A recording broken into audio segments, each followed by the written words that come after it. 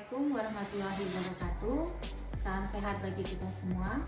Perkenalkan, saya Dr. Gigi Esi Oktiara, spesialis kedokteran gigi anak, staf pengajar Fakultas Kedokteran Gigi Universitas Sumatera Utara.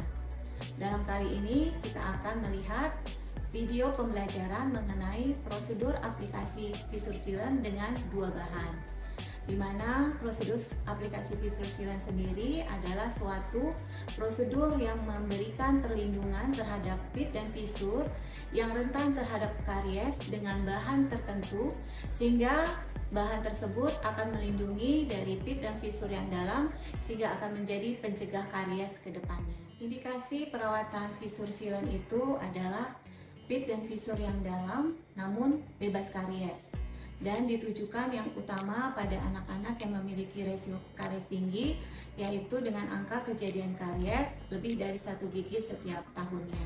Sejarahnya, perawatan Fissure Sealant dulu diutamakan pada pit dan fissure dalam dan diperbolehkan masih pit fissure yang memiliki warna kecoklatan.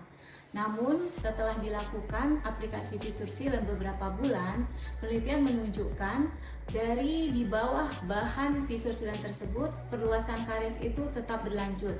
Tidak ada perhentian karies walaupun bahan yang digunakan adalah bahan glasionomer semen. Nah, oleh karena itu, kedepannya perawatan Fissure Sealant ditujukan hanya untuk gigi anak yang memiliki pit fissure dalam dan harus bebas karies. Apabila dia memiliki karies dan pit fissure yang dalam, itu perawatannya sudah merupakan perawatan restorasi preventif. Klasifikasi bahan Fissure Sealant yang dapat kita gunakan itu secara umum dapat dibagi dua kelompok.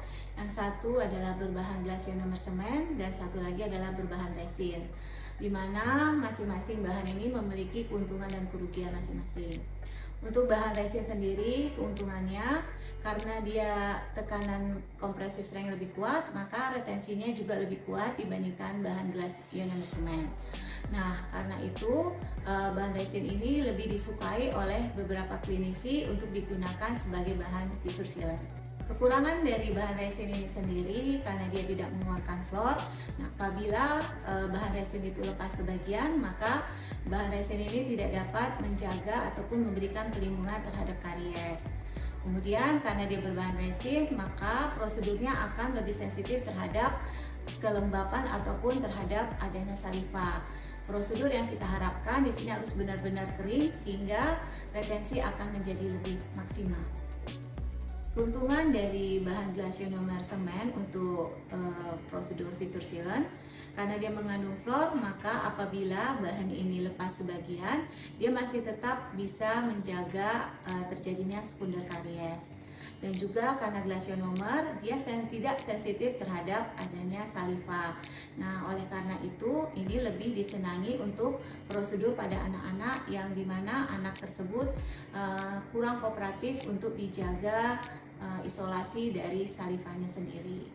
Nah, kelemahannya karena bahan GIC ini tidaklah terlalu kuat kompresi strength-nya dan gampang abrasif, maka dia lebih tidak kuat retensinya dibandingkan bahan resin itu sendiri.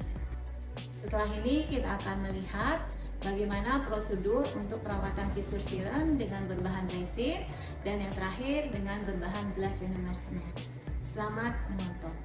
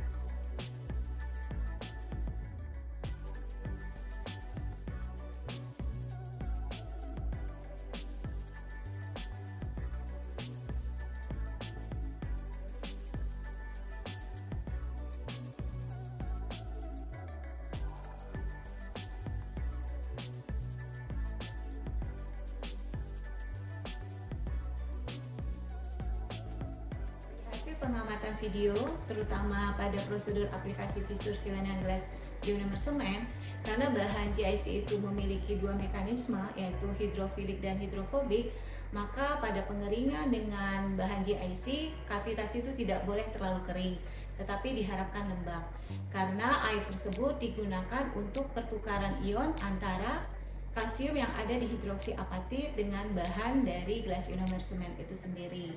Dan hal ini adalah merupakan prosedur untuk retensi dari bahan gelas ionomer semen.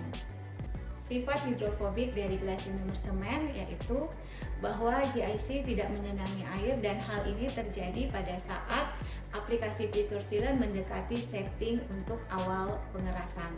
Oleh karena itu, setelah kita melakukan aplikasi visur sealant dengan gelas ionomer semen, maka harus kita lindungi dengan bahan cocoa butter ataupun varnish agar menghindari terjadinya pelarutan gelas ionomer semen oleh adanya saliva. Untuk aplikasi visur sealant dengan bahan resin, yang harus diperhatikan adalah saat pengetsaan.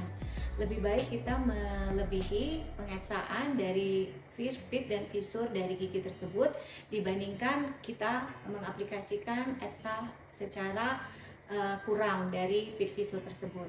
Karena kekurangan dari pengetsaan akan berakibat untuk retensi visur sealant yang menjadi berkurang atau kurang baik. Apabila etsa ataupun terjadinya demineralisasi yang berlebih, itu dapat diatasi dengan adanya kalsium di dalam saliva.